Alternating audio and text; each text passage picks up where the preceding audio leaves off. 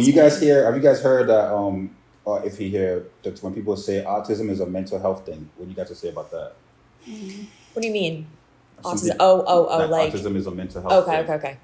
Well, are you a radical behaviorist? No. I'm saying like Take that out. Definitely not.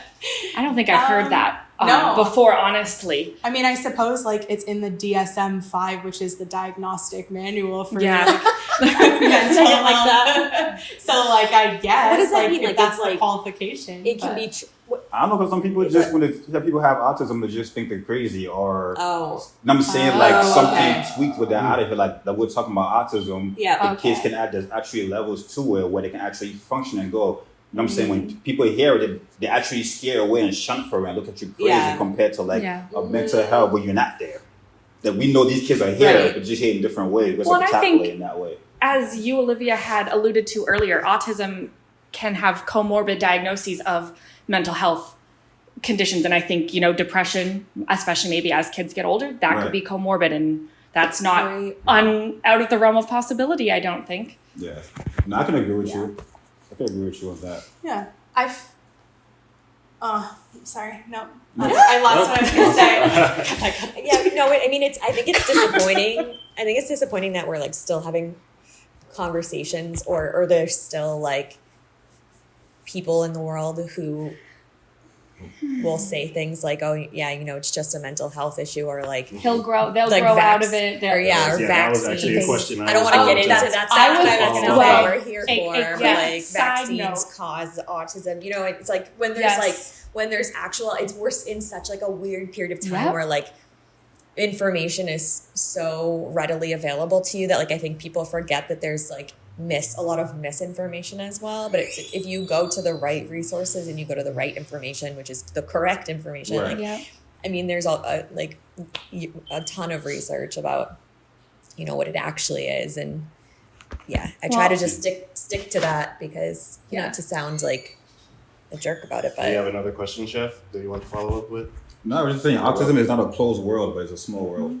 yeah. No. Mm-hmm. Yeah. Oh, just not to go too far. Have you guys heard about Carly's Voice? Yeah. That book? Like, I haven't read it, but I've heard of it. have you? Isn't it like an organization too? Is it just a book? I think- Because I've definitely heard of it. It's a book about this girl who had autism, and they She didn't- wrote it, right? Yeah, she ended up writing it. I think it's a good reference if you guys want to just like see what the transition is. But I looked into it because when I went back to Miami, there's this lady who owns a school. Both of her kids, she has 3 boys, but 2 of them have a diagnosis of autism, and she has a school, but for like early intervention. So when I went back, I just had to sit down with her and we were just chopping it up, and I was asking her like, "Hey, is there anything you want me to just like throw on here or whatever?"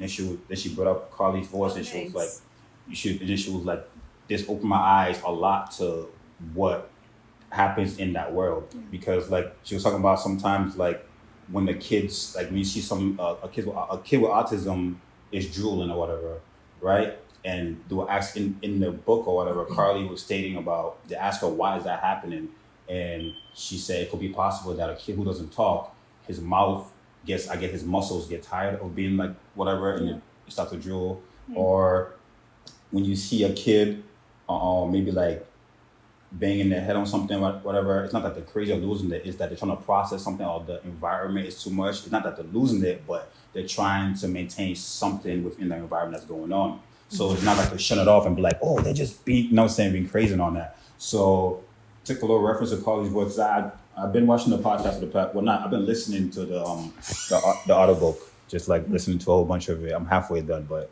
it's really good, a good reference to really learn about autism and the progression of what people with autism can do.